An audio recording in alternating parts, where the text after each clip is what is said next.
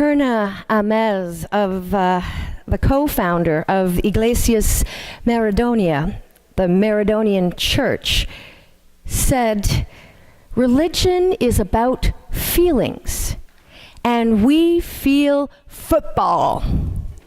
In the Maradonian church, you can get married in front of a soccer ball.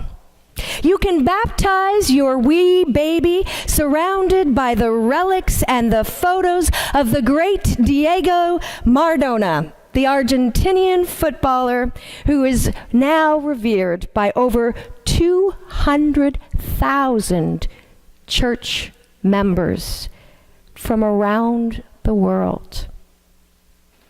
As Anthony Bale from Glasgow puts it, well, what has Jesus done that Maradona hasn't? They both performed miracles, he says, referring to Maradona's goals. It's just that Maradona's are actually on record. Now, for the record, Maradona's soccer goals are not the only thing on the record. Maradona's life has also included cocaine addiction, sports doping, suspended sentences for shooting at journalists, unpaid taxes in Italy, and a history of supporting oppressive dictatorships. So just like Jesus, perhaps the second coming. This is no altar of the unnamed God. In Iglesias Maradonian, God has a name, and his name is Diego. But some of our false gods do not go unnamed, or do go unnamed, rather. Or at the very least, if they don't go unnamed, they go unmentioned.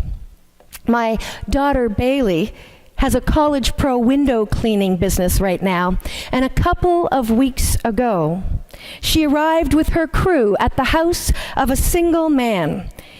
And this gentleman invited them in to clean all the windows, the outside windows, the inside windows, all the windows except the windows in one room. "Don't go in there," he said, ominously. And the cleaners wondered, what could possibly be in that room? Was it a grow-up or a secret entrance to an underground NASA station?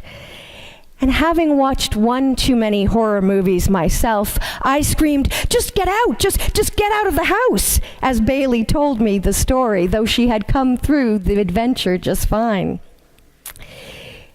And the college kids were very respectful of the man's wishes, and they didn't attempt to enter the secret room. However, when they were cleaning the outdoor windows, there were gaps in the blinds, and as they squeegeed off the years of dirt, they caught glimpses of the mystery room's contents. Dozens and dozens of empty bottles of booze, and cases of beer.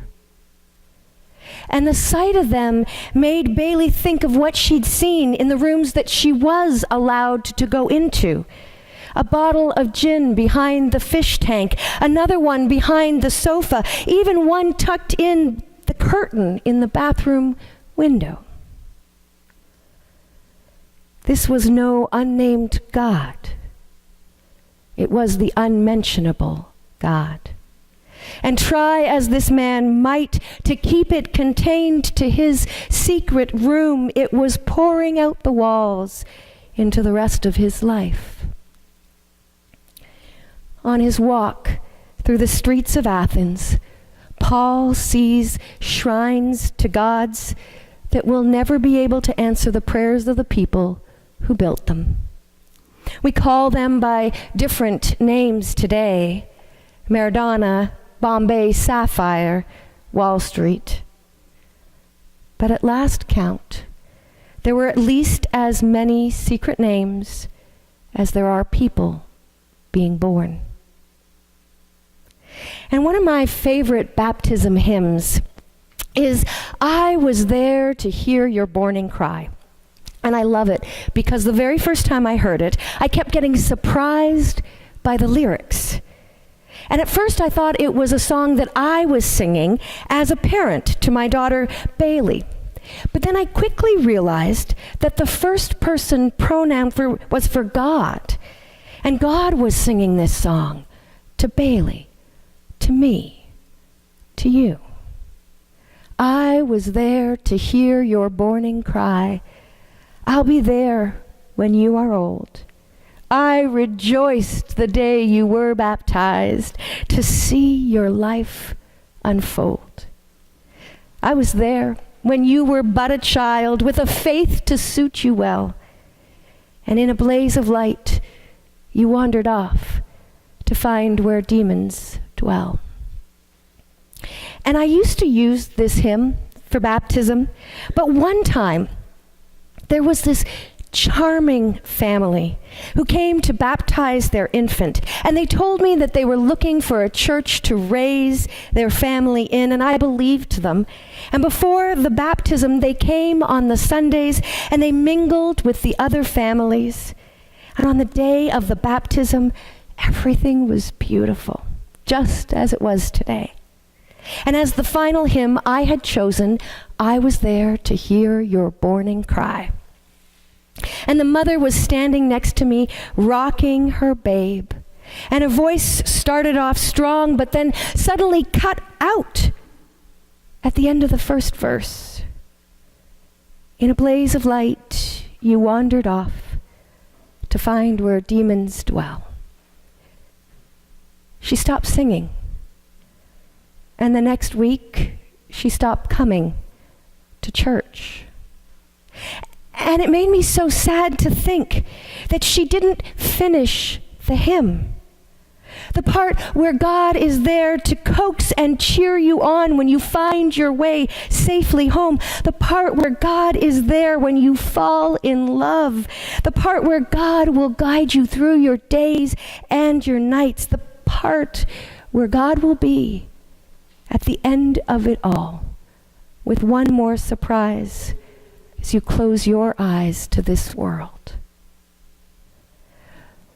When my grandmother followed my grandfather into the grave, I heard my father say, "Now I am an orphan." The people in our lives must leave us inevitably. And at some point in our lives, we will wander off the paths of joy. But Jesus' promise to us through the acts of baptism, through the sacrament of communion, is that we will never be left orphaned. For we are in him, and he is in us.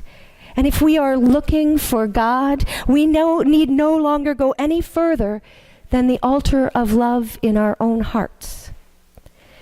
Paul reminds us that the divine who created this world does not live inside a shrine made by human hands. We build temples and churches and mosques and synagogues and altars with gold and silver and soccer balls on them. But God's Spirit defies all our ability to name and claim God. And our baptism is the touchstone. It is the crumbs, the breadcrumbs by which we find our way out of the woods when we are lost. And when looking to distinguish between the unnamed gods and the Spirit of truth, we turn to the one whose name we are baptized in, Jesus the Christ, divine love incarnate. If you love me, says Jesus, you will keep my commandments to love one another as I have loved you. Love is the heart of his message. We are baptized by God's love and sent out to be God's love in the world. God's altar is the world of relationships, not things. We worship at this altar with every kiss we place on the curly head of an infant, with every arthritic hand we hold, with every voice we raise in protest at the injustices of the world. with every tree we plant in the name of hope. Ours is a God of love in action. And sometimes we think we have to be free of the secret gods before we can call ourselves a disciple of the true one. But I think that God has a way of ignoring our do not enter signs, preferring to stand with us in the hidden rooms of our lives until we are so convinced by the words of our baptism that we are convinced that we are loved, and we choose to open the door to the world again. As near to us as breath is God. We will never be orphaned. Amen.